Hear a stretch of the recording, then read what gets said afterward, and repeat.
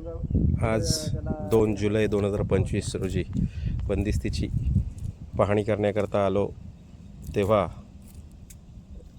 जिथे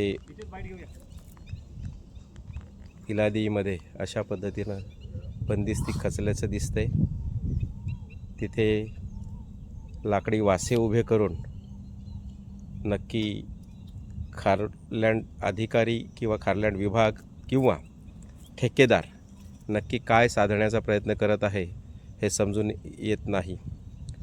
खरं तर लाकडाची जाळी बनवून ती माती सरकणारी थांबवण्याचा प्रयत्न असू शकतो, परंतु तेही काम अर्धवट झालेलं आहे आणि अशा प्रकारे हे माती सरकण्याचा जो प्रकार आहे तो येणाऱ्या पावसात नक्की होणार आहे आणि त्याचे दुष्परिणाम ह्या पूर्ण कणे गावाला.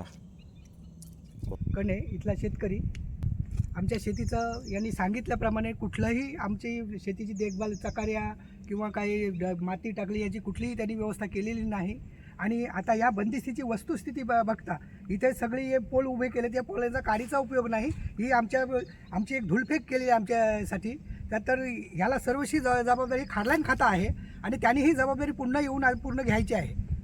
खारलँडच्या अधिकाऱ्यांनी ठेकेदाराशी काय संपर्क साधला का?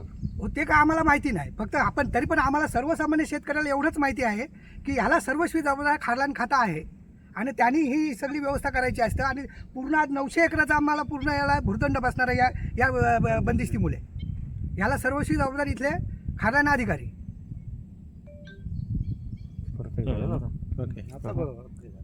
तुम्ही बोलताय ना? हो. आपला अँगल